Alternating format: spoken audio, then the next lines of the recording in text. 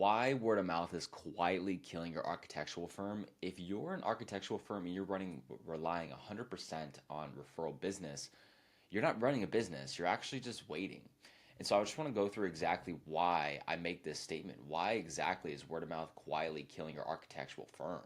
Well, right now I have about 4 reasons to show you, which I think will help anybody that's confused or a little bit passive as to what's probably the best next step in terms of them getting to cracking $100,000 months. First reason is going to be you have zero control over your own lead flow. You're at the mercy of other people's conversations. That's the biggest problem with referrals is that you have no scalable way to change anything about your business. If you ever want to make more money, that's going to require a change, a shift in what levers you're pulling to get the results or get the change that you ideally want. You want better clients? What levers do you pull to do that? You want more clients? What levers do you pull to do that?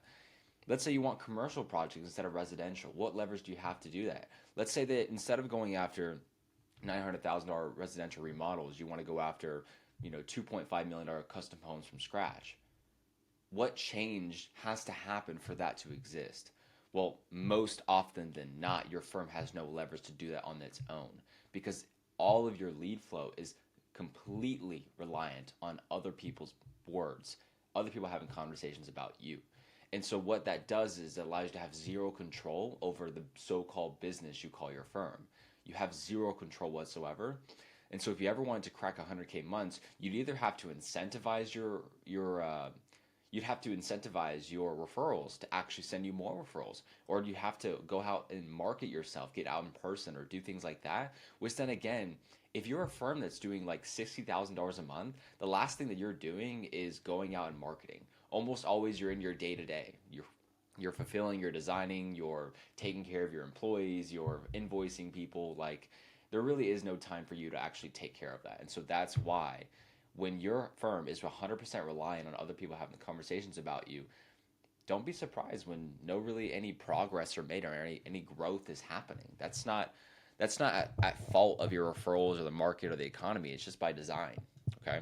And so that awareness will then allow you to be very aware of like what's wrong with the business so that you can actually change something. Okay. That's reason number one. We still have three more. You take on bad fit, low budget projects just because you can't afford to say no. We see this all the time where firms take on whatever, no matter what comes to them. And then when at the point where they kind of realize that they've settled for low quality work, people that just don't understand their value, you'll say your fee is like 25,000. They'll look at you with a wide eye. 25,000? Are you kidding me? That type of clientele, those types of people, come from the low budget project jobs that you continually saying yes to. And the thing about how this connects with to referrals is because the problem with referrals, it typically produces more of the same. Your referrals almost often, more often than not, is not sending you a $2 million custom home from scratch if it was a $500,000 remodel. That typically doesn't happen. Almost always your referrals are producing more of the same types of people because the people that you service then refer people that are just like them and them people refer people just like them. And what's like them is typically the same types of projects. And so you take on bad fit, low budget projects because you think that if I get more projects, I'll make more money and I'll scale. But in reality, what happens is that you take on more projects and then fill up your calendar with pointless people that are low budget, they're bad fit anyways, but you have no other option. You really are still at the mercy of other people's conversations. You have no other alternatives. You have to take on the low budget projects. Your overhead is more than the new project cash that you're pulling in on a monthly basis. So it's really just coming to an amount where you'd have to take on those low budget projects. You have to take on the projects you don't want. And at that point, it's like, what levers can you pull to not do that? What levers can you pull to switch out all of the low quality bad additions and remodels and actually capitalize on the potential that you have in the skill set that you work so hard for? At what point do you consider how exactly we can change that? The third one's going to be you're terrified of making the wrong investment. Now, this might sound like a close or a salesy thing, but it truly isn't. Typically, when you're relying on referrals, your mindset then becomes very comfortable. You become very, very comfortable with how things are. You typically are always waiting for the next person to refer you. You always have this glimpse of hope that as months start to go on, maybe things might get better. If you still haven't cracked $100,000 a month, you're not on track to make any money for yourself past $10,000, unless you have like 50% profit margins and stuff like that. But even at that point, it's like if you really want to level up, what are you going to do? You don't really have many options. And so what happens is when you rely entirely on referral, you create this habit to really get comfortable with the comfortable, which is exactly that referrals are always coming. You get comfortable with the fact that next month you might be able to pull some projects through. You get comfortable with the fact that, it's tax season coming up right now as I'm recording this March in the year of 2026. You'll get comfortable that, tax season's coming up, the spring is coming up, the summer's coming up, so therefore projects are just going to come our way. And what happens is that you are terrified of making any investments whatsoever, and so therefore you don't, which is actually the biggest risk of all. Because again, this habit, yes, it might bring you work, but will it get you to increasing your income, increasing the profit margin of the business? Will it allow you to actually grow the business? And maybe that's what's missing. You don't really have an ambition or fire up your bum to really get you to actually push for the kind of lifestyle that you want, the kind of delegation that you want, the decentralization that you want, the financial location time freedom that you so wishfully desire.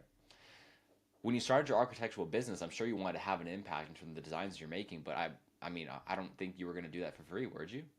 Right? So like I'm sure you were kind of hoping that you'd change the level of lifestyle you've lived. You'd actually be able to travel and experience things and really get out of the day-to-day, nuance and really just experience, well, how can I have the biggest impact with my business?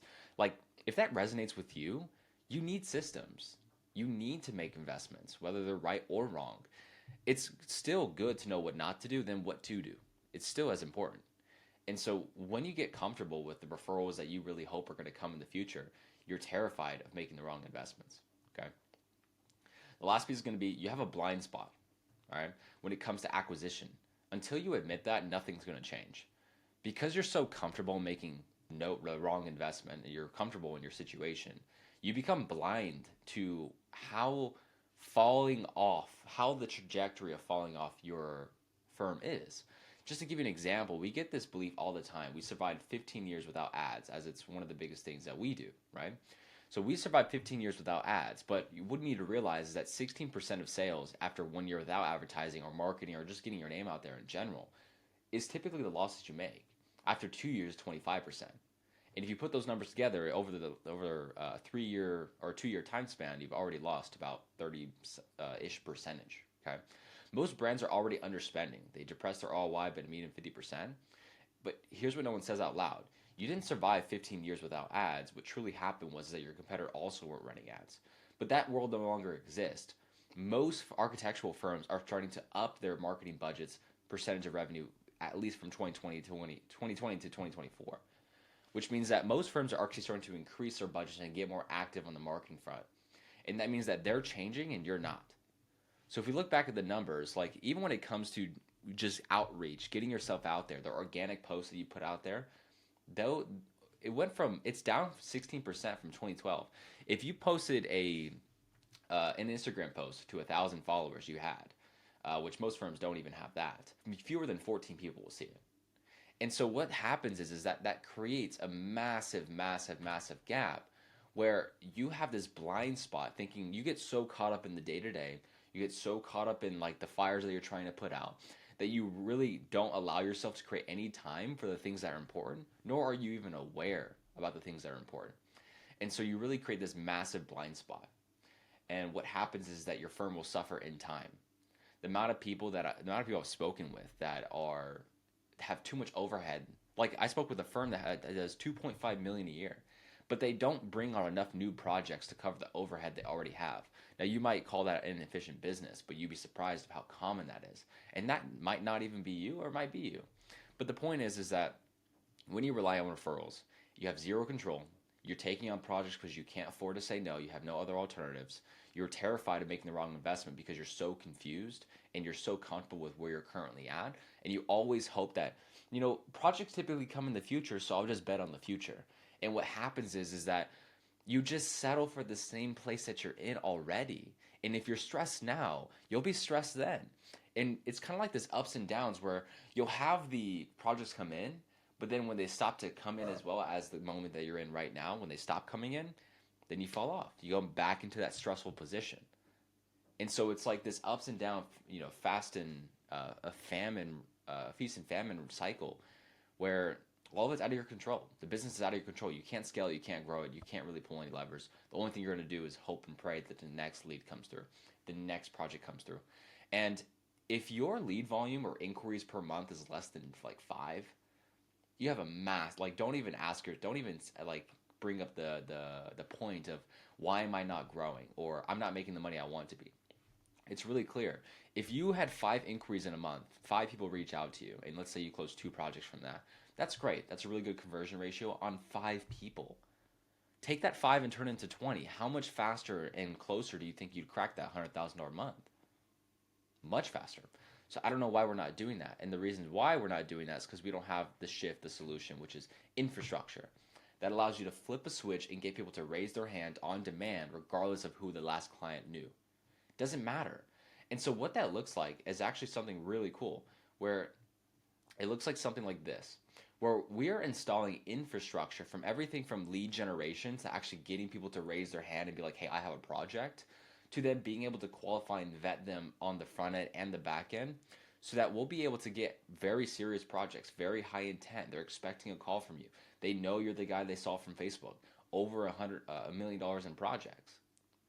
So the point is like, this is the type of system that we help set up for architects that allows them to step out of that feast and famine cycle when it comes to the referrals and avoid all 5 of these major things that we're diving into right now. Okay?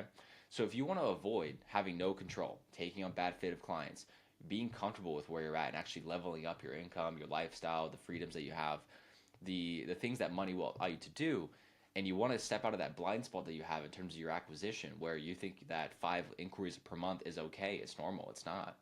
It's really not. And so until someone shows and shines a light on your day-to-day and the things that are most important for, I'm hoping that you can find some time for the things that are important as well.